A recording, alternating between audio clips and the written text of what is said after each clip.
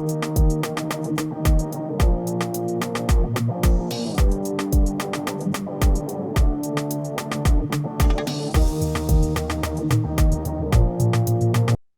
စွာပေါ်လေဘုရားသခင်ရဲ့နာမတော်ကိုသူပဲချီးမွမ်းနေဒီနေ့အလင်းရောင်စကားဝိုင်းအနေနဲ့ကျွန်တော်ကိုဖိတ်ခေါ်ပြီးတော့ပါဝင်ခွင့်ရတဲ့အတွက်ကြောင့်ကျေးဇူးတင်ပါတယ်ဒီကနေ့ live ကနေတော့၎င်းเนาะဒီနေ့ကြည့်ရှုတဲ့ပါဝင်တဲ့သူရောက်စီတိုင်းကိုလည်းယေရှုခရစ်တော်ဖျား၏နှွေးထွေးသောမြတ်တာအားဖြင့်ကျွန်တော်အနေနဲ့နှုတ်ဆက်ပါတယ်ဆိုတော့ဒီနေ့ပထမမေးခွန်းအနေနဲ့ကျွန်တော်တို့ကြည့်တဲ့အရင်ဆုံးပေါ့လေကျွန်တော်တို့ဒီ dictionary တို့ဘာလို့လူတွေရဲ့နားလည်သဘောပေါက်တဲ့အရာပေါ့နော်ကျွန်တော်တို့ဒီ home နဲ့ house ဆိုပြီးတော့ဒီနှစ်ခုကျွန်တော်တွေ့ရပါတယ် home ကတော့ကျွန်တော်တို့ dictionary ကျွန်တော်တို့ကြည့်တဲ့အခါမှာ place ပေါ့ where one live a physical dwelling a place of residence for individual or families ဆိုတော့ home ဆိုတာကကျွန်တော်တို့နော်ဘယ်လိုကျွန်တော်တို့နားလည်အောင်ပြောရရင်တော့လူတွေနေတဲ့နေရာကိုကျွန်တော်တို့ home เนาะကျွန်တော်ပြောပါတယ်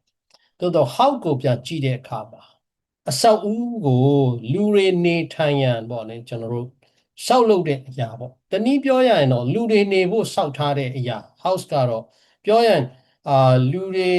မရှိသေးတဲ့သဘောပေါ့เนาะကျွန်တော်တို့ဒီလိုပဲနားလည်ရပါတယ်ဆိုတော့ကျမ်းစာရှုထောင့်နဲ့ကြည့်မယ်ဆိုရင်ဒီကနေ့ကျွန်တော်ရဲ့ဒီနေ့ဆွေးနွေးသွားတဲ့အရာကဘာလဲဆိုရင်အဘအိမ်တော်လို့ကျွန်တော်တို့တမန်ကျမ်းစာတွေကိုကျွန်တော်တို့ကြည့်တဲ့အခါမှာเนาะအိမ်နဲ့ပတ်သက်ပြီးတော့ home နဲ့ပတ်ပြီးတော့ဂျောရှုထဲမှာလည်းကျွန်တော်တို့တွေ့ရတယ်ဂျောရှုထဲမှာဂျောရှု24ရက်နဲ့15လောက်ငါနဲ့ငါအိမ်သားဖြစ်လင်ထာဝရဘုရားကိုသာဝတ်ပြုမယ်လို့ဒီကနေ့ပြောထားတာကိုကျွန်တော်တို့တွေ့ရတယ်ယောရှုကเนาะကျွန်တော်ယောရှုမတ်စာထဲမှာကြည့်တဲ့အခါမှာဆိုတော့ home ကတော့ပြောရရင်เนาะဒီလက်ရှိလူတွေနေထိုင်တဲ့နေရာပေါ့เนาะဒီဟာကတနည်းပြောရရင်အိမ်ကအောက်ကျမှလည်းကောင်းမယ်เนาะပြောရရင်သူ level မရှိဘူးပေါ့နော်ကျွန်တော်ပြင်တော်အိမ်ဖြစ်ကောင်းဖြစ်မယ်တာရင်ဖြစ်ကောင်းဖြစ်မယ်ဝနီဒနီအိမ်ဖြစ်ကောင်းဖြစ်တယ်တော့လူရှိတယ်ဆိုတော့ဒီမှာတစ်ချက်ကဒီလူနေတဲ့နေရာတနည်းတစ်ဖက်ကပြောမယ်ဆိုရင်ကျွန်တော်တို့ဒီလူအဖွဲ့အစည်းမိသားစုတွေကျွန်တော်တို့နော်နေတဲ့နေရာပေါ့နော်ကျွန်တော်တို့အဲ့မှာမိသားစုလို့ပြောတဲ့အခါမှာเนาะတခါတလေဒီဟာမှာကျွန်တော်တို့ကြည့်တဲ့အခါမှာတူကြောက်လဲကျွန်တော်ဖြစ်နိုင်တယ်နေရာတော့အောင်လဲကျွန်တော်တို့ဖြစ်နိုင်ပဲဖြစ်နိုင်တယ်ဆိုတော့ဒါကိုကျွန်တော်အနေနဲ့နည်းနည်းလေးရှင်းပြခြင်းနဲ့နောက်ပြီးတော့ဓမ္မဟောင်းကျမ်းမှာကြည့်ဒီခရစ်ယာန်အသုံးလုံးလို့ပြောမလားခရစ်ယာန်မြန်မာစာအသုံးလုံးကဒေါ်ဆိုရင်နည်းနည်းလေးတင်စားတယ်ပေါ့နော်ဆရာဒေါ်စသည်အဖြစ်တင်စားတာတွေများပါတယ်နည်းနည်းလေးအထူးပြုပြီးတော့ပြောတာတွေကျွန်တော်တို့ရှိပါတယ်တော့ဒီဓမ္မဟောင်းကျမ်းထဲမှာကြည့်တဲ့အခါမှာအိမ်တော်လို့ကျွန်တော်တွေ့ရတယ်အများကြီးကျွန်တော်စကားလုံးတွေအများကြီးကျွန်တော်တွေ့ရတယ်သို့သောအိမ်တော်လို့ကျွန်တော်တို့ဒီပြောတဲ့အခါမှာတခါတလေကျွန်တော်တို့ဒီလူတွေနေတဲ့နေရာကိုလည်းเนาะဒါပေမဲ့ဒီဗုဒ္ဓဘာသာကျွန်တော် influence ဖြစ်တဲ့မြန်မာနိုင်ငံတို့မျိုးမှာဆိုရင်ဥပမာအသင်းတော် church เนาะကျွန်တော်တို့အသင်းပဲတနည်းပြောမယ်ဆိုရင် church ဆိုတာကเนาะဒါကိုကျွန်တော်အသင်းတော်ဆိုတာကျွန်တော်တို့ကနည်းနည်းတင်စားတယ်ကျမ်းစာထဲမှာလည်းအိမ်တော်တွေကျွန်တော်တို့ရှိတယ်เนาะဒါကြောင့်ဒီနှစ်ခုကိုကျွန်တော်နဲ့အနည်းငယ်အားဖြင့်เนาะရှင်းပြခြင်းတယ် home နဲ့ house เนาะ home ဆိုတာကနားလည်လွယ်ရအောင် home ဆိုတာကလက်ရှိလူတွေနေထိုင်တဲ့နေရာကျွန်တော်မိသားစုတော်၎င်းပုဂ္ဂိုလ်တူတယောက်တော်၎င်းเนาะ house ဆိုတာကလူတွေနေဖို့ရန်เนาะလူတွေနေဖို့ရန်ဒါက dictionary တော်၎င်းเนาะကျွန်တော်တို့ဒီဂျာဘူးနာဝါနဲ့ကျွန်တော်ပြောတာဖြစ်ပါတယ်เนาะ dictionary မှာတော့ building constructed as a home for a family เนาะကျွန်တော်တို့ဒါလူမနေသေးဘူးပေါ့เนาะကျွန်တော်တို့ home ဆိုတာလက်ရှိမှာလူနေတယ်ဆိုတော့ဒါလေးကိုကျွန်တော်ပထမမေးခွန်းကိုဒီလိုပဲကျွန်တော် ဖြေကြားခြင်းပါတယ်ကျေးဇူးတင်ပါတယ်အလင်းရောင်စကားဝိုင်းကမကြတတိယပြီးပြီးတော့ခေါ်ပေးတဲ့အတွက်ကြောင့်ကျေးဇူးတင်ပါတယ်ဒီနေ့ဆွေးနွေးရမယ့်အချက်ပေါ်မှာမူတည်ပြီးတော့ဆောနာဒေါက်တာဘုံပြီးပြောသွားတဲ့ဟာဒီအရန်လုံလောက်ပါတယ်အရန်ကိုပြည့်စုံပါတယ်လို့နော်ဆိုတော့ house လို့ပြောတဲ့အခါမှာတနည်းအားဖြင့်နေရာအဆောက်အအုံနော်နောက်ပြီးတော့ home လို့ပြောတဲ့အခါမှာတနည်းအားဖြင့်အခုအင်္ဂလိပ်ဒီကကျွန်တော်ဧည့်သည်တွေပါရှိတဲ့အခါမှာကိုယ့်အိမ်လိုပဲသဘောထားပါလို့ feel at home ပဲဖြစ်နော် feel like home ပဲပြောတဲ့အခါမှာအိမ်မှာဧည့်သည်တွေလာတဲ့အခါမှာကိုယ့်အိမ်လိုပဲသဘောထားပါလို့ပြောတဲ့အခါမှာနှွေးနှွေးထွေးထွေးနေပါဘာမှအားမနာပဲနဲ့လူတာရှိရင်ပစ္စည်းဥစ္စာလိုပဲသုံးပါဆိုတဲ့သဘောတရားတည်ရောက်တာဖြစ်တယ်ပေါ့နော်ဆိုတော့ house လို့ပြောတဲ့အခါမှာကျတော့ဆောနာဆရာပြောတဲ့အတိုင်းပဲအဆောက်အအုံ building တခုလို့ပြောတာဖြစ်တယ်လို့ကျွန်တော်မြင်ပါတယ်ဥပမာယေရုရှလင်ဘုရားကျောင်းကြီးမှာစေပွားရေးတွေပါတွေအယောင်းဝယ်တွေပါတွေလုပ်တဲ့အခါမှာယေရှုခရစ်တော်ကိုယ်တိုင်သွားပြီးတော့ဒါက my father house လို့ပြောတယ်သူက my father's house ငါဖားရဲ့အိမ်မှာကဒီလိုမျိုးလုပ်ရင်မရဘူးဆိုပြီးတော့သူကသွားပြီးတော့သွားတောင်းကြမ်းတယ်ဆိုတော့ငါအဖရဲ့အိမ်တော့ဒါ house of prayer ဆုတောင်းတဲ့အိမ်တော်ပဲဖြစ်ရမယ်ဆိုပြီးတော့ဆိုလိုတာကအဲ့နေရာပဲနေရာလဲဆိုတော့ဂျေရုဆလင်မြို့မှာရှိတဲ့ဂျေရုဆလင်ဗိမာန်တော်ဖြစ်တယ်ဆိုတာနော်နေရာအဆောက်အအုံဖြစ်တယ်ဆိုတာကိုကျွန်တော်ဒီနေ့အဲ့လိုနဲ့ဖြေချင်ပါတယ်လို့ကျေးဇူးတင်ပါတယ်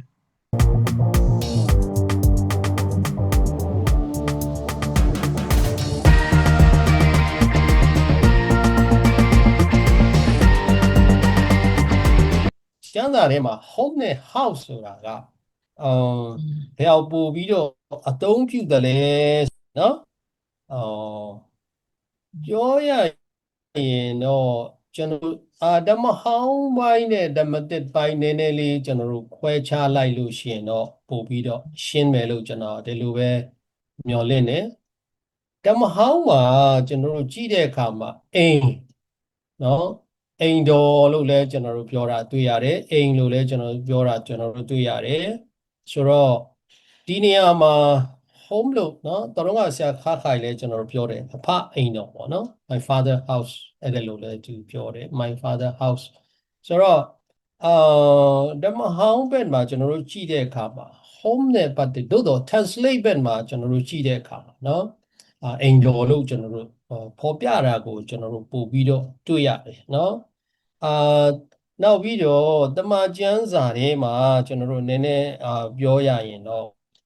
ဒီဓမ္မသစ်ကျမ်းဘက်မှာကြည့်တဲ့အခါမှာမဖြစ်သေးတဲ့အရာတွေကိုနည်းနည်းပို့ပြီးတော့ညွှန်းတာကိုကျွန်တော်တို့တွေ့ရတဲ့အတွက်ကြောင့် house ကိုနည်းနည်း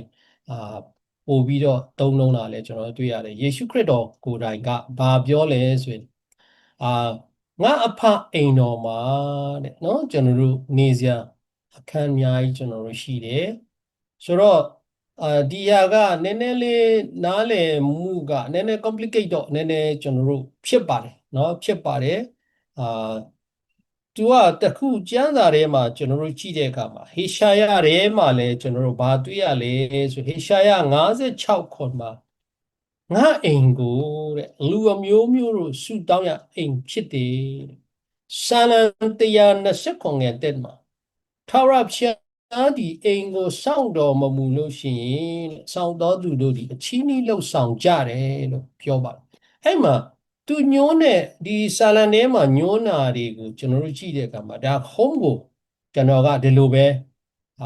မြင်ပါတယ် home ကိုအဓိကပြောမယ်ဆို home လို့ကျွန်တော်တို့ပြောတဲ့အခါမှာ house ကလည်းလူတွေနေဖို့ဖြစ်တယ်သို့တော့ home လည်း home ကလူတွေလက်ရှိသူကနေပြီနော်ဒါကြောင့်ဆာလံ120မှာထာဝရဘုရားအိမ်ကိုစောင့်တော်မူလေဆိုတော့ဒီနေရာမှာကကျွန်တော်တို့နားလည်ရမယ်ဆိုဟေရှာယ56နဲ့ခေါ်တာပြောတဲ့ဥစ္စာကတနည်းပြောဆိုအသင်းတော်ပဲနော်ဆို သူ့အဖငါအိမ်ကိုလူအမျိုးမျိုးတို့ဆူတောင်းရဖို့ချစ်မယ်လို့သူကပြောတဲ့အတွက်ကြောင့်နောက်ပြီးတော့ဆာလ23ငယ်6ပါကျွန်တော်တို့ဘာတွေ့ရပြန်လဲဆိုရင်နော်ထာဝရဘုရားအိမ်တော်မှာအရှင်နော်နေရမယ်နော်သူကတနေ့ထာဝရဘုရားအိမ်တော်အရှင်မြဲနေရမယ်ဆိုတာမဖြစ်သေးတဲ့အရာပေါ့ဒီအမှာတော့ house ကိုပို့ပြီးတော့ညွှန်းတာကိုကျွန်တော်တို့တွေ့ရတယ်ဓမ္မဟောင်းမှာက home ကိုညွှန်းနေ home ဆိုတဲ့အခါမှာလည်းကျွန်တော်ပြောသလိုလူလက်ရှိလူတွေကိုကျွန်တော် focus ပြီးတော့ပြောထားတာကျွန်တော်တို့တွေ့ရတယ်ခရစ်တော်ပြောတဲ့အရာကနော်ခရစ်တော်ကငါသွားပြီးတော့တင်တို့နေစရာဒီငါပြင်ဆင်မယ်ဒီနေရာမှာကအခန်းနေပြင်ဆင်မယ်ဆိုဒီအိမ်တော်ကနော်ဘာလဲဆိုရင်ဒီအိမ်က house နော်လူတွေမနေသေးဘူးဆိုလိုတဲ့သဘောကကျွန်တော်တို့လက်ရှိလောကမှာရှိတဲ့လူတွေအတွက်နေဖို့ရန်နော်ဘုရားရှင်စီမှာအခန်းနေအများကြီးကျွန်တော်တို့ရှိတယ်ဒါကိုသူပြောတာဖြစ်တယ်အေရှာတွေကပြောတဲ့ဥစ္စာကတော့ငါအိမ်ဒီနော်လူအမျိုးမျိုးတို့ဆူတောင်းဖို့ရန်ဖြစ်မယ်ဒါရှင်ယောဟန်တွေကပြောတာက14နှစ်မှာအဖအိမ်တော်ဆိုတာဒါကကောင်းကင်နိုင်ငံတော်ခရစ်တော်ပြောတာ ਨੇ တူတယ်ဒါကhouse လို့ပို့ပြီးတော့ညွှန်းတယ်လို့ကျွန်တော်အနေနဲ့ဒါကြောင့်ကျွန်တော်ကကျမ်းစာထဲမှာဘယ်စကားလုံးကနော်ပို့ပြီးတော့အသုံးပြုတယ်လဲဆိုရင်ဓမ္မဟောင်းနဲ့ဓမ္မတက်မှာနော်နောက်ပြီးတော့ဒီနှစ်ခုကလည်းကျွန်တော်တို့ဒီမဖြစ်သေးတဲ့အရာပေါ့နော်အဖအိမ်တော်တို့ဒါတွေကမဖြစ်သေးတဲ့အရာသွားဖို့ရန် house bit ကိုညွှန်းတယ်တို့နှစ်ခုစလုံးဒွန်တွဲပြီးတော့သူကသုံးတယ် home ဆိုတာကလက်ရှိလူတွေကအရေးကြီးပြန်တယ်နော်အရေးထာဝရဘုရားဒီအိမ်ကိုစောင့်တော့သူတို့ဒီအချင်းကြီးတယ်ဆိုတော့ဒီဘက်ကလူတွေလည်းကျွန်တော်အရေးကြီးတယ်တနည်းပြောရင်ကျွန်တော်တို့က transfer သွားကြရမင်းကွန်းမှာလည်းကျွန်တော်ထပ်ပြီးတော့ကျွန်တော်ဖြည့်ပါမယ်ဆိုတော့ဒီ house ကိုကျွန်တော် transfer သွားရမယ်เนาะကျွန်တော်ရွှေ့ပြောင်းရမယ်လူတွေကဘယ်လိုလူတွေကဒီဖျားရှင်ညွှန်းတဲ့အိမ်တော်မှာဘယ်လိုလူတွေနေရမလဲဆိုတာနောက်ပိုင်းမှာတရားမင်းကွန်းလောက်မှာကျွန်တော်တို့ပြောသွားဖို့ရန်ကျွန်တော်တို့ရှိပါဆိုတော့ကျမ်းစာတွေကတခါတလေလူတွေကပြောရရင်လူတွေရဲ့တွေးတဲ့အတွေးကအကန့်အသတ်ကျွန်တော်တို့ရှိပါတယ်ဒါကျမ်းစာထဲမှာကျွန်တော်တို့ဘုရားသခင်အတွက်ကတရက်ကရက်တစ်ထောင်နဲ့တစ်ထောင်လဲကျွန်တော်တို့ဖြစ်နိုင်တယ်နော်တစ်ထောင်လဲတရက်ဖြစ်နိုင်တယ်ဆိုတော့ဘုရားသခင်တခါတလေကျွန်တော်တို့လူဘက်ကနေတအားတူကြာတယ်လို့ထင်တာတွေကဘုရားသခင်ရဲ့ရှုထောင့်ကနေပြန်လေ့လာရင်ဒါကကြာတာလည်းဟုတ်ချင်မှာဟုတ်ပဲနော်ဒါကြောင့်ဒီဟာကိုလောကမှာကျွန်တော်တို့လူသားတွေကစဉ်းစားတတ်တဲ့အရာကျွန်တော်တို့အုံနောက်လေးနဲ့ပဲစဉ်းစားတဲ့အတွက်ကျွန်တော်တို့ဘုရားရဲ့အိမ်တော်တွေကဘယ်လိုဖြစ်မယ်နော်စသည်အဖြစ်အမျိုးမျိုးနော်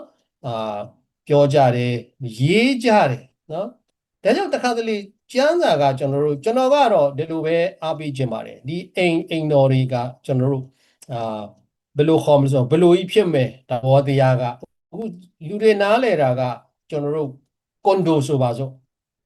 ကွန်ဒိုလို့ကျွန်တော်တို့ကွန်ဒိုမီနီယမ်ပြောလိုက်တဲ့အခါမှာကွန်ဒိုမီနီယမ်ရဲ့အရေးချင်းသည်ဘာတွေလဲဆိုရင်သူရေကူးကန်ပါမယ်ဂျင်ပါမယ်ကျွန်တော်တို့ကားပါကင်ပါမယ်24နိုင်ကျွန်တော်တို့ဈေးပေါ့ကျွန်တော်တို့ convenience store တွေကျွန်တော်တို့ပါမယ်ဒါတနိုင်ငံနဲ့နိုင်ငံတို့မတူဘူးမြန်မာနိုင်ငံမှာတော့အလွယ်တကူလူတွေကလူထင်ကြီးအောင်ဆိုကွန်ဒိုလို့ကျွန်တော်တို့ပြောချလဲရေကူးကန်လည်းမရှိဘူးဂျင်လည်းမရှိဘူးတချို့ဆိုကားပါကင်တော့မပါတိုက်ခန်းတာပဲကျွန်တော်တို့ရှိတယ်နော်တိုက်ခန်းတာပဲကျွန်တော်တို့ရှိတဲ့အတွက်ကြောင့်ဒါကဖယားသခင်ရဲ့ဒီသူကပြောတဲ့အရာတွေကိုလူအုံနောက်နဲ့ကျွန်တော်ကဒီလိုပဲမြင်ပါတယ်တွေးတော့လို့မရပါဘူးเนาะတော့ကြောင့်ကျွန်တော်တို့တန်ဖိုးထားခြင်းလည်းမတူပါဖယားသခင်ကသူတန်ဖိုးထားတဲ့ကျွန်တော်တို့တန်ဖိုးထားတာလူတွေရဲ့တန်ဖိုးထားတာလူတွေလည်းတယောက်နဲ့တယောက်တန်ဖိုးထားတာချင်းကျွန်တော်တို့မတူပါဘူးเนาะမတူပါဘူး ကျွန်တော်တို့ကဒီဥပမာရွှေတို့ဘာတို့ကိုကျွန်တော်တို့လောကမှာတန်ဖိုးထားတယ်ဝက်ကြတယ်เนาะကျွန်တော်တို့အထူးသဖြင့်မြန်မာနိုင်ငံမှာဆိုရွှေကိုးကွယ်အဲ့လိုပဲကျွန်တော်ပြောချက်ပါတယ်ကိုးကွယ်တဲ့အတွက်ကြောင့်ဖယားသခင်အတွက်ကဒါတွေကကျွန်တော်တို့ကောင်းကင်နိုင်ငံမှာကျွန်တော်လမ်းနေရွှေနဲ့လှုပ်ထားမယ်စသည်အဖြစ်မျိုးမျိုးပစ္စည်းထဲမှာတော့ကျွန်တော်တို့မြင်ရောင်ကြည့်လို့ကျမ်းစာထဲပါတော့ပြောလို့သို့တော့အာခီအနေနဲ့နော်ပုံဆွဲစရာတွေနဲ့ဆွဲလို့တော့မရတော့ဘူးလို့ဒီလိုပဲကျွန်တော်မြင်ပါတယ်ဒါပေမဲ့တစ်ခုပဲရှိပါတယ်ဘုရားသခင်ကျွန်တော်တို့ကိုထားမဲ့နေရာသည်နော်လူတွေကတေခြင်းနာခြင်းအိုခြင်းမရှိဘူးအကောင်းဆုံးဖြစ်မယ်နော်ဒီလိုပဲကျွန်တော်ပြောခြင်းပါတခါတခုပေါ့နော်ဥပမာလေးနိုင်ငံအကြီးအကဲတယောက်ကဒီလူတွေနေတဲ့နေရာကိုသွားတဲ့အခါမှာအောက်ကအရာငယ်အောက်ကလူကြီးတွေကခဏစီးပါလို့ပြောတဲ့အခါမှာဒီပုဂ္ဂိုလ်ကပြောလဲဆိုမစီးပါဘူးအိမ်ကကောင်းသည်ဖြစ်စေမကောင်းသည်ဖြစ်နေတဲ့လူတွေအတွက်နန်းတော်ပဲဆိုတယ်လို့ပေါ့နော်ကျွန်တော်တို့စဉ်းစားကြည့်တဲ့အခါမှာအိမ်တော်တို့နန်းတော်လို့စဉ်းစားရင်လက်ရှိကျွန်တော်တို့နေတဲ့နေရာဖြစ်ပို့ပြီးတော့တာမယ်လို့ကျွန်တော်ထင်တယ်ဒီလိုပဲmessage ဖယားသခင်ကျမ်းစာမှာကျွန်တော်တို့ပုံဆွဲလို့မဟုတ်လို့ကျွန်တော်ဒီလိုပဲပြောချင်ပါတယ်ဒါပေမဲ့စိတ်ကူးလေးနဲ့စိတ်တန်းကြည့်ပဲလက်ရှိကျွန်တော်တို့နေတဲ့နေရာထက်တာမယ်လို့ကျွန်တော်ကဒီလိုပဲမြင်စေခြင်းနဲ့နောက်ပြီးတော့ဖယားရဲ့တွေးမဲ့အရာတွေကိုလူတန်တတ်ရှိတဲ့လူအုံနောင်းနဲ့မတွေးစေခြင်းဘူးเนาะမတွေးစေခြင်းဘူးဆိုတော့ဒီဒုတိယမေးခွန်းကိုဒီလောက်ပဲကျွန်တော်ဖြေချင်ပါတယ်အသေးစိတ်တော့မကြည့်ဖြစ်ပြီမဲ့လေဓမ္မကျမ်းစာထဲမှာတော့ဓမ္မဟောင်းမှာဓမ္မတစ်မှာကျွန်တော်မြန်မာလိုကြတော့နှစ်ခုလုံးကအိမ်ဖြစ်နေတာเนาะတနည်းအားဖြင့်အဓိပ္ပာယ်ကအဲ့လိုဖြစ်နေတော့ဘယ်လိုပြောမလဲရောပြီးတော့သုံးတဲ့ဟာလည်းရှိပါတယ်ဥမာယောသားအိမ်ကနေထွက်သွားတယ်ဆိုတဲ့ဟာမျိုးเนาะနောက်ပြီးတော့ Jacob ကဥမာသူ့အိမ်ကနေပြီးတော့ထွက်ပြေးသွားတယ်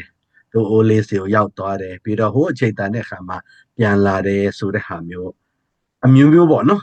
အဲ့ဒါမျိုးတွေလည်းသုံးတာရှိတယ်နောက်တော့မသိမှလည်းဒါပျောက်တော့တာအကြောင်းကိုကြည့်တဲ့အခါမှာလည်းတကယ်ပြန်လှည့်လာတဲ့အခါမှာသူ့အိမ်မှာအဖေကနှွေးထွေးစွာကြိုးဆိုတယ်ဆိုတဲ့ဟာမျိုးကြည့်တဲ့အခါမှာ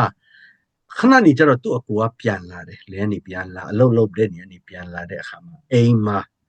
စုံညာနေတာပွဲလုပ်နေတာသူတွေ့တယ်လို့ပြောပါတယ်အဲ့လိုမျိုးနေရာတွေမှာလဲ house ကိုတုံးတယ်ဆိုလိုတာက home ပဲတုံး house ပဲတုံးလေနော်သူကဓမ္မဟောင်းဖြစ်ဖြစ်ဓမ္မတစ်ဖြစ်ဖြစ်အဓိကတော့ကျွန်တော်တို့အဲ့ဒီအိမ်ကနှွေးထွေးတဲ့နေရာ safe ဖြစ်တဲ့နေရာပြောရမလားလုံခြုံတဲ့နေရာနောက်ပြီးတော့peace ငြိမ်သက်ခြင်းခံစားရတဲ့နေရာနောက်ပြီးတော့မှလူတွေအတွက်တော့လောကအိမ်တွေပြောတာပါเนาะလူတွေအတွက်မမမွေတော့မှကိုယ့်အတွက်ကကိုယ့်ရဲ့အိမ်ကဘယ်လောက်ပဲအဆင့်တန်းရှိသည်ဖြစ်ပါစေကိုယ့်အတွက်ကြတော့ကိုအိမ်ပြန်ရောက်တဲ့အခါမှာကိုယ့်ရဲ့မောပန်းနေတဲ့အရာတွေကိုနွမ်းနယ်နေတဲ့အရာတွေအားလုံးကအိမ်ရောက်မှပဲစိတ်ချမ်းသာတယ်ဆိုတဲ့ဟာမျိုးเนาะခရီးထွက်တယ်အဝေးရောက်တယ်ဒါပေမဲ့အိမ်ရောက်မှပဲကိုယ့်အိမ်ရောက်ပြီဆိုတော့ဒါအေးစေးနေလို့ရပြီအေးစေးနာယူလို့ရပြီဆိုပြီးတော့လူတွေတတ်မှတ်ထားတဲ့အိမ်ပေါ့ကျွန်တော်ပြောချင်တာ house ပဲဖြစ်ဖြစ်เนาะ home ပဲဖြစ်ဖြစ်အသုံးနှုန်းတွေကတော့အမျိုးမျိုးရှိတော့လဲ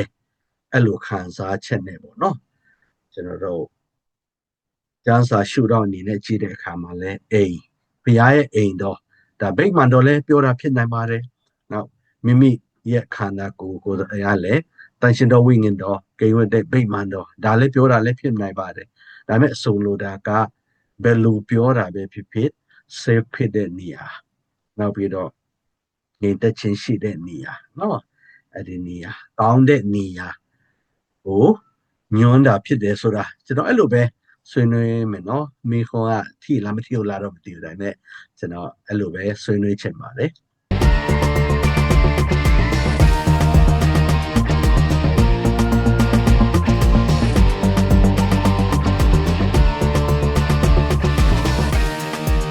ရှင်ယောဟန်ခန်းကြီး14နဲ့နေအဖအိမ်တော်ဆိုတာက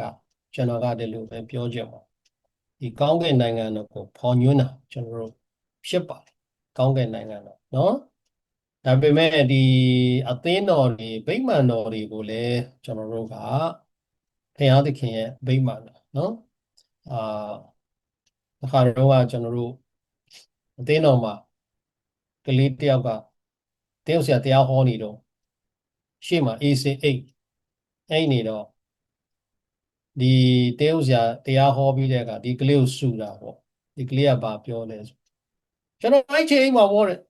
ကျွန်တော်ဖအိမ်ပဲနော်ကျွန်တော်ဖအိမ်တော်ပဲဆိုပြီးတော့ဒါပေမဲ့ဒီကျမ်းစာထဲမှာညွှန်းတဲ့အရာကတော့ကောင်းကင်နိုင်ငံတော်ကျွန်တော်တို့ညွှန်းတယ်လို့ပဲဒီလိုဖော်ပြနော်ပြောခြင်းပါတယ်ကျွန်တော်ကောင်းကင်သို့တော့အေဖက်ဩဝါဒစာခန်းကြီး1အငယ်16မှာကြည့်တဲ့အခါကျွန်တော်တို့ဒီကတဲ့ဘုရားသခင်အိမ်တော်သားများဖြစ်တယ်အိမ်တော်သားများဖြစ်တယ်ဆိုတော့တခုရှိတာကကျွန်တော်တို့ကဘယ်သူတွေဝင်ရမလဲဘုရားသခင်ရဲ့ဘောင်ထဲမှာအိမ်မိသားစုဝင်ဖြစ်သောသူတွေဘုရားသခင်အိမ်တော်သားဖြစ်တဲ့လူတွေသာဒီနေရာကိုဝင်ရမှာဖြစ်ပါတယ်တော်တော့ကရှာခိုင်ပြောတယ်လို့ကျွန်တော်တို့အိမ်လို့သူများအိမ်ဘယ်လောက်ကောင်းဘယ်လောက်ပဲပျော်စေပစ္စည်းစုံကျွန်တော်တို့ကနော်ကိုယ့်အိမ်ဒီကိုယ့်အိယာဒီသူများတဲ့တာခြင်းတာမယ်မတာခြင်းမတာဘူးတို့တော့ဒါအရေးမကြီးပဲနဲ့ကျွန်တော်တို့အိမ်တခါတော့ကကျွန်တော်အသင်းတော်လူကြီးတယောက်ကသူကဝန်ထမ်းဘဝနဲ့နှစ်ပေါင်းများကြီးလို့ငွေစုပြီးတော့အိမ်လေးတစ်လုံးတူဝယ်တော့ကျွန်တော်ကဘာပြောလဲဆရာရဲ့တဲ့ကြည်ပါဦးတဲ့ကျွန်တော်အိမ်ကတဲ့သူများအိမ်နဲ့ရှင်လိုက်လို့ရှိရင်နော်မလုံပါဘူးဒါပေမဲ့ကျွန်တော်စိတ်ချမ်းသာတယ်ကျွန်တော်ဝမ်းသာတယ်အဲ့ဒီမှာနေရတာကျွန်တော်ပျော်တယ်ဆိုတော့သူပြောတာကိုကျွန်တော်တေချာစဉ်းစားတဲ့အခါမှာအဲ့ဒီအိမ်ကသူကတချို့အိမ်တွေကောင်းပေမဲ့ကျွန်တော်တို့ကအဲ့ဒီအိမ်ထဲမှာနေတဲ့အခါမှာကျွန်တော်တို့ဗာလဲဆိုတော့စိတ်ပျော်ရွှင်မှုအပြည့်အဝကျွန်တော်တို့မရဘူး။ဘာလို့သူများအိမ်ဖြစ်နေတယ်ကျွန်တော်နိုင်ငံခြားမှာကျွန်တော်ကြောင်းတက်တဲ့အချိန်မှာ5 6 9နှစ်လောက်ကျွန်တော်ကြောင်းတက်တယ်တက်တဲ့အချိန်မှာကျွန်တော်ကအဲ့ဒီမှာကိုယူဆကိုနိုင်ငံထက်ပို့ပြီးတော့အဆင်ပြေတယ်နော်အဆင်ပြေတယ်နိုင်ငံခြား9နှစ်နေတာမိတစ်ခါမှမပြစ်ဘူးနော်မိတစ်ခါမှမပြစ်ဘူးရေကြီးတယ်မိမပြစ်ဘူးလေပြင်းမုန်တိုင်းတိုက်တယ်မိမပြစ်ဘူးဆိုတော့ဒါပေမဲ့ကျွန်တော်ကမပြောဘူးဓမ္မပြည်ရောက်လာတဲ့အခါမှာကျွန်တော်ကစိတ်ကိုချနိုင်နော်ဩငါနေမဲ့နေရပဲစိတ်တုံးကျွန်တော်ချနိုင်ဘလောက်တာဘလောက်ကောင်းဆိုတော့ကျွန်တော်တို့ကဖခင်ရဲ့အိမ်တော်သားများဘယ်လိုလူတွေကဖခင်ရဲ့အိမ်တော်သားတွေကျွန်တော်ဖြစ်တယ်လေယေရှုခရစ်တော်ကိုမိမိကယ်တင်ပိုင်ရှင်ဖြစ်ယုံကြည်လက်ခံတော်သူသည်အဲ့ဒီအိမ်တော်သားဖြစ်ရတဲ့ခွင့်ကိုရတာဖြစ်တယ်အိမ်တော်သားနော်ဆိုတော့ဒါပေမဲ့အိမ်တော်သားဖြစ်လက်ရှိကျွန်တော်ဒီယေရှုကိုမိမိကယ်တင်ယုံကြည်လက်ခံတော်သူတွေကျွန်တော်ဒီဖခင်သခင်အိမ်တော်သားဖြစ်တယ်တို့တော့ဒီကနေ့ကျွန်တော်ဆွေးနွေးနေတဲ့အဖအိမ်တော်မှာတော့ကျွန်တော်ကမရောက်သေးဘူးကျွန်တော်ခီးသွားနေတယ်နော်ကျွန်တော်စိတ်ထဲမှာအမြဲတမ်းအခုပြင်ဆင်မှုတွေကျွန်တော် စိတ်ထဲမှာစဉ်းစားလာဒီမှာကျွန်တော်မပြောတော့မပြောပါကျွန်တော်မိသားစုတွေလည်းတော့မပြောပါအထူးသဖြင့်ကျွန်တော်ခရီးထွက်မယ်ဆိုကျွန်တော်ပြင်ဆင်တစ်ခုကပါလဲကျွန်တော်မှရှိတဲ့မှာထိမ့်သိမ်းထားတဲ့အရာနော်ဒါတွေအများတန်းကျွန်တော်ကအလွယ်တကူရတယ်အလွယ်တကူရတဦးတယောက်ကအလွယ်တကူကြည့်နိုင်ရမသိမသာကျွန်တော်ပြင်ဆင်မှုကျွန်တော်လုပ်ပါဘာကြောင့်လဲကျွန်တော်ခီးသွားတဲ့လူဖြစ်တဲ့အတွက်ကြောင့်ကျွန်တော်ခီးသွားတဲ့အခါမှာလျင်စီးတယ်ဘဝဘာမှပြောလို့မရကျွန်တော်မနစ်ဖြန်ဘာဖြစ်မယ်ဒါပေမဲ့ကျွန်တော်နှလုံးသားထဲမှာယေရှုကိုမိမိကယ်တင်မှရှိယုံကြည်လက်ခံတဲ့အိမ်တော်သားဖြစ်တော်ညာလဲကျွန်တော်အိမ်မသေးဘူးကျွန်တော်အိမ်တနေ့ကျွန်တော်သွားရမယ်ဆိုတဲ့အတွေးရှိတယ်ကျွန်တော်လမ်းမှာသွားခဲ့ရင်ကြံခဲ့တဲ့ကျွန်တော်မိသားစုအုံနောက်မချောင်းတခုခုတော့ကျွန်တော်သူတို့ကတော့ပြင်ဆင်မှုပေါ့တခါတလေကျွန်တော်တို့ကလူတွေကတက်တက်လုံးမသေးနိုင်တော့မဲ့ပုံစံမျိုးနဲ့တက်ရှင်ကြတယ်လောကမှာကျွန်တော်တို့ကအဖအိမ်တော်ကိုနော်တွားဖို့ရကျမ်းစာထဲမှာကျွန်တော်တို့နော်တော်ကလည်းကျွန်တော်ဖတ်ပါတယ်စာလံ23နဲ့6မှာထာဝရဘုရားအိမ်တော်မှာအရှင်နေရပါလိမ့်မယ်သူ့ကိုယုံကြည်ခြင်းအဓိကရည်ရွယ်ချက်ကတနေ့ထာဝရဘုရားအိမ်တော်မှာအရှင်မြဲနေရမှာဖြစ်တယ်အဲ့ဒါကကောင်းကင်နိုင်ငံကိုကျွန်တော်တို့ညွှန်းတယ်လို့ကျွန်တော်ပြောချင်ဘယ်သူတွေသွားရမလဲယေရှုခရစ်တော်ကိုမိမိကယ်တင်ပိုင်ရှိပြီးယုံကြည်လက်ခံတော်သူမိသူမဆိုးနော်သွားရမယ်လက်ရှိမှာလဲကျွန်တော်တို့ကနော်လက်ရှိမှာအဲ့ဒီနေရာကိုမရောက်သေးတော့ညာလေအဲ့ဘက်ထဲကကျွန်တော်ဖျားသခင်အိမ်တော်သားများကျွန်တော်ဖြစ်တယ်အိမ်တော်သားများဖြစ်တယ်ဆိုတာကိုဒီကနေ့ကျွန်တော်အနေနဲ့ဖြေချခြင်းပါတယ်အထူးပဲကျေးဇူးတင်ပါတယ်ရောက်စီတိုင်းဖျားကောင်းချီးပေးပါစေယေရှုခရစ်တော်ကယောဆက်လေးထဲမှာပြောလိုက်တဲ့အရာတော့ကျွန်တော်ကခမည်းတော်ဖျားရှိတဲ့နေရာကောင်းကင်နိုင်ငံအဲ့ဒါကိုပြောတာပဲဖြစ်တယ်လို့ကျွန်တော်ပြောချင်ပါတယ်ဘာလို့လဲဆိုတော့နေရာအခန်းကြီးအများကြီးရှိတယ်အဲ့အတွက်ငါတွားနေမယ်ငါပြင်ဆင်ပေးမယ်ဆိုပြီးတော့သူပြောထားတယ်အဲ့လိုပြောတဲ့အခါမှာအော်တယ်လေတပည့်တော်ဒီထဲသောမဆလည်းဟာကိုတော့ဘယ်ရက်ကိုတွားနေတာလဲအဲ့ဒီလမ်းခီးကိုကျွန်တော်တော့ဘယ်လိုသိမလဲဆိုပြီးတော့သူကမေးလိုက်တော့အောက်မှာယေရှုခရစ်တော်ကိုယ်တိုင်ကပြောထားတယ်သောမတ်ကကျွန်တော်တို့ကတော့မသိဘူးဘယ်လိုလမ်းခီးနဲ့တွားမလဲဆိုတော့ကျွန်တော်မသိဘူးလို့ပြောတယ်ဒါပေမဲ့ယေရှုကငါဒီလမ်းခီးဖြစ်တယ်တမန်တရားလည်းဖြစ်တယ်အသက်လည်းဖြစ်တယ်ငါကိုမြင်မပြုတ်လျင်ဘယ်သူမြတ်ခမည်းတော်ထံတို့မရောက်ရဆိုပြီးတော့သူပြောထားတာကျွန်တော်တွေ့ရတယ်ဒါဆိုရင်တော့အဲ့ဒီအဖရဲ့အိမ်တော်လို့ပြောလိုက်တဲ့နေရာကကောင်းကင်နိုင်ငံဖြစ်တယ်ဒါဆိုရင်အဲ့ဒီလမ်းကိုတွားတဲ့ဘယ်လိုနည်းနဲ့ရောက်နိုင်မလဲဘယ်လိုနည်းနဲ့သွားနိုင်မလဲဆိုတော့ယေရှုခရစ်တော်ကိုယ်တိုင်ကသူဟာတမန်တရားဖြစ်တဲ့အကြောင်းလမ်းခီးဖြစ်တဲ့အကြောင်းကိုသူဒီကလေးချပြထားတယ်ဒါကြောင့်ယေရှုခရစ်တော်ကိုအသက်သခင်ကယ်တင်ပိုင်ရှင်အနေနဲ့ယုံကြည်လက်ခံတော်သူမှန်သမျှအတွက်အဲ့ဒီကောင်းကင်အိမ်အမိတော်ရှိတဲ့နေရာအဲ့လိုပဲပြောရအောင်နော်အဲ့ဒီနေရာကကျွန်တော်တို့ ਨੇ ဆိုင်တဲ့နေရာဖြစ်တယ်ကျွန်တော်တို့ရောက်မဲ့နေရာဖြစ်တယ်လောကမှာအသက်ရှင်ပြီးမဲ့လဲရှင်ပေါလုပြောတဲ့အတိုင်းယာယီတဲပေါ့ဒီမှာကြတော့ယာယီဆိုတော့ယာယီဆိုတဲ့စကားလုံးကတော့တကယ်ဟိုခဏတာဆိုတဲ့သဘောတည်ရောက်တဲ့အတွက်ကြောင့်ဒီနေရာကကျွန်တော်တို့ရဲ့အိမ်အစ်စ်တော့မဟုတ်သေးဘူးပေါ့နော်ဆိုတော့ဟိုအမေရိကသမ္မတတရားဟုတ်တယ်ဒုတိယမြောက်သမ္မတတဲ့နာမည်တော့ကျွန်တော်မေ့သွားပြီအဲ့တရားကအသက်ကြီးလာတဲ့အခါမှာသူလမ်းလျှောက်တယ်လမ်းလျှောက်တဲ့အခါမှာအိုးသမ္မတကြီးကစပင်တောင်ဖြူနေပါလားဆိုပြီးတော့လမ်းမှာတွေ့တဲ့ရင်းနေတဲ့သူတွေကပြောတဲ့အခါမှာသူကပြောတယ်အေးငါရဲ့အိမ်ကခေါင်မိုးတွေကတော့မိုးတန်လေတန်တွေမလုံတော့ဘူးကြာတော့ ဒီဟာတွေတော့ပြင်ဖို့မလိုတော့ပဲနဲ့မကြခင်အိမ်အစ်ကိုပြောင်းရမယ်ထင်တယ်ဆိုပြီးတော့သူကယုံကြည်တဲ့လူပြောင်းလဲတဲ့လူဖြစ်တဲ့အခါမှာတည်ချင်းစိတ်ချတဲ့လူဖြစ်တဲ့အခါမှာသူကအဲ့လိုမျိုးပြောထားတယ်ပေါ့နော်ဆိုတော့ကောင်းကင်အိမ်တော်ကိုကျွန်တော်တို့ရဲ့မျှော်လင့်ချက်ကအဲ့ဒါပဲဖြစ်တယ်။နောက်ရှင်ပေါလုကိုတိုင်ကလည်းစုံလင်တဲ့နေရာတော့မရောက်သေးဘူးတဲ့